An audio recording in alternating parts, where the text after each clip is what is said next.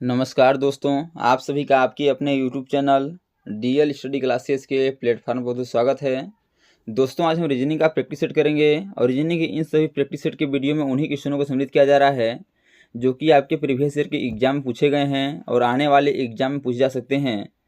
तो जाके आप लोग रीजनिंग के इन सभी प्रैक्टिस सेट के बाद जरूर देखिए ताकि आपको एग्जाम में क्वेश्चन को हल करने में आसानी हो और पता चल सके कि किस प्रकार के रीजनिंग क्वेश्चन हमारे एग्जाम में पूछे जाते हैं। दोस्तों, जो आपका रीजनिंग सब्जेक्ट है आपका प्रैक्टिस का विषय है। रीजनिंग को आप जितना अधिक प्रैक्टिस करेंगे रीजनिंग आपको उतना अधिक आसान लगने लगेगा और आप एग्जाम में कम से कम समय में रीजनिंग क्वेश्चनों को हल कर पाएंगे। तो चलिए बिना देरी किए हुए अपने क्वेश्चन की ओर आगे बढ़ते हैं, जिसमें पहला क्वेश्चन दिया गया है। यह क्वेश्चन आपका ब्लड रिलेशन से है। क्वेश्चन है, ये की शादी सी से हुई है जो यश का इकलौता लड़का है, जिसकी बेटी यन है, यन की बेटी के है, तो के का यश से क्या संबंध है।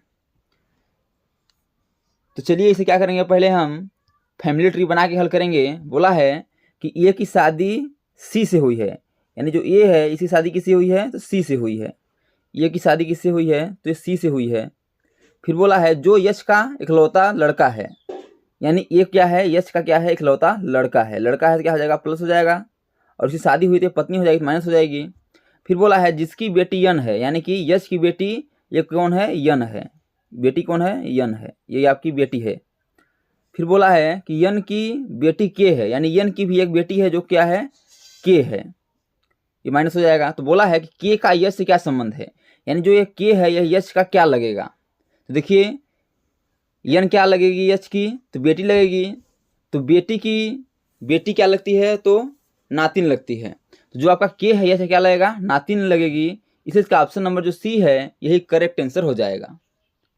अगला दिया गया है, यह क्वेश्चन आपका वेन डायग्राम से है कि निम्न में से कौन सा आरेख निम्नलिखित के बीच संबंध को दर्शाता है। पिता माता कवित्री, बताना है पिता माता और कवित्री के बीच वेन डायग्राम क्या बनेगा। तो देखिए कि माता और कवित्री के बीच क्या संबंध है। तो जो कुछ माताएं होती हैं वो क्या होती हैं, कवित्री भी होती हैं, और पिता का माता से संबंध नहीं है और पिता का कवित्री से भी कोई संबंध नहीं है। तो कैसे वेन डायग्राम बनेगा आपका, जो आपके इस प्रकार बना और जो आपके पिता हो गए, पिता आपका अलग, पिता का सर्कल अलग बनेगा। तो वेन डायग्राम आपका इस प्रकार बनेगा। और देखिए इस प्रकार किस ऑप्शन में दिया गया है, तो ऑप्शन नंबर ए में दिया गया है इस प्रकार, इसे इसका option number A correct answer हो जाएगा। अगला दिया गया है, यह क्वेश्चन आपका पासे से है कि नीचे एक पासे की 4 स्थितियां दर्शाई गई हैं, सबसे नीचे वाले फलक पर कौन सी संख्या होगी यदि सबसे ऊपर 2 है। बताना है कि 2 के विपरीत क्या होगा, यानी बोला है कि जो 2 है उसके विपरीत कौन सा अक्षर होगा, यानी संख्या होगी। देखिए 2 आपका कहाँ है, तो 2 देखिए आपका 2 ये है और 2 आपका इसमें भी है।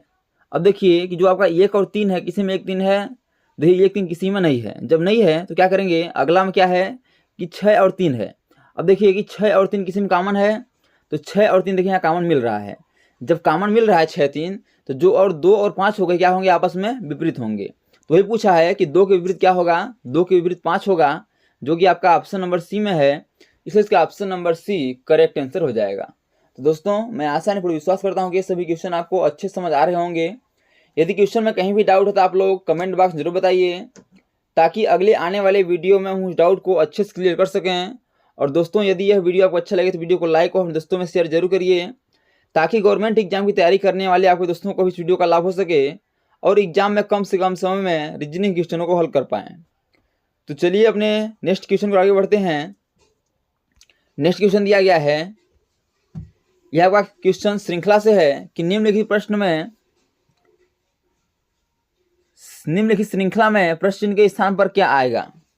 बताना है 7 10 124, अगला क्या होगा, और फिर 1330, फिर 170, बताना है अगला क्या होगा। तो देखिए यह जो संख्या दिया गया किसी के स्क्वायर या क्यूब करीब है। जो आपका 7 है यह क्या है, 2 का ध्यान समझिएगा, 2 का क्यूब माइनस 1 7 हो जाएगा। फिर जो 9 है यह आपका 3 का स्क्वायर, और आपका 3 का स्क्वायर ध्यान समझिएगा, 3 का स्क्वायर प्लस 1। फिर देखिए 24 जो है क्या है, 5 का क्यूब माइनस 1। तो अगला क्या होगा, तो देखिए जो क्या है, देखिए जो आपका यहाँ एक क्वेश्चन में जो हम 3 का क्यूब कर दिए हैं, यहाँ 2 का क्यूब होगा। जो 7 है आपका 2 का क्यूब है और माइनस आपका 1 है। जो 10 है आपका 3 का स्क्वायर प्लस 1 है। फिर जो 24 है यह 5 का क्यूब माइनस 1 है। तो अगला क्या होगा, देखिए पहले क्या हुआ है, 2 का क्यूब देखिए जो यह तो आपका 3 का स्क्वायर है और माइनस में नहीं प्लस में 1 है। फिर देखिए क्या होगा, यह आपका 5 का क्यूब और माइनस 1। तो क्या आपका चल रहा है कि 2 का स्क्वायर माइनस 1, 2 का क्यूब माइनस 1, 3 का स्क्वायर प्लस 1 और 5 का क्यूब माइनस 1, यानी क्या है, ये आपस में अभाज्य संख्या है। तो अगला अभाज्य संख्या क्या होगा, तो अगला होगा 7। तो 7 का क्या करेंगे, हम 7 का स्क्वायर करेंगे, क्योंकि क्यू के बाद स्क्वायर करते हैं।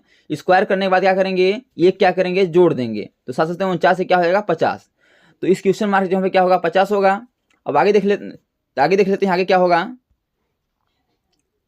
फिर जो आपका ये है आपका 1330 है, ये क्या है 11 का क्यूब और माइनस से 11 क्यूब होता है 1331 और माइनस से क्या हो जाएगा 1330।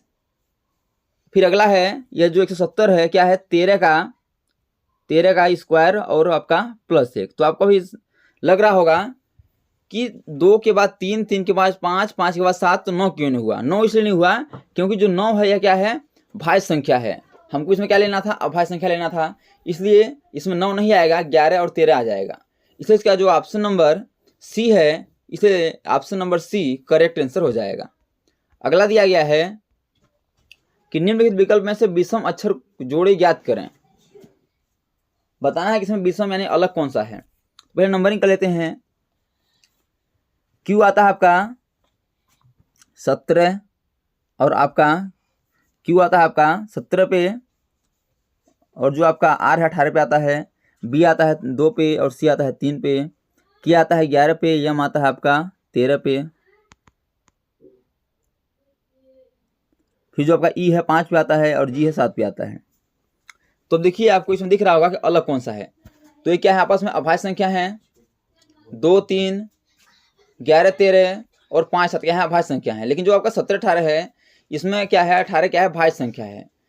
इसलिए जो ऑप्शन नंबर ए है यही आपका करेक्ट आंसर हो जाएगा कि इन 4 ऑप्शन में से एक ऑप्शन जो ऑप्शन नंबर ए है क्यू और आर, यह क्या है इनमें से अलग है। तो दोस्तों thanks for watching this video. यह वीडियो आपको कैसा लगा कमेंट बॉक्स में राय बताइएगा। और इसी प्रकार के ऑल गवर्नमेंट एग्जाम पूछे जाने वाले GK GS math reasoning Hindi current affairs और लुसेंट संबंधी क्वेश्चनों पाने के लिए हमारे यूट्यूब चैनल को लाइक से सब्सक्राइब कर बेल आइकन को प्रेस करना भूलिएगा, ताकि जब भी न्यू वीडियो अपलोड हो सबसे पहले नोटिफिकेशन आप तक पहुँचे। तो आज तक के लिए इतना ही, मिलते हैं नेक्स्ट वीडियो में, तब तक के लिए जय हिंद, वंदे मातरम।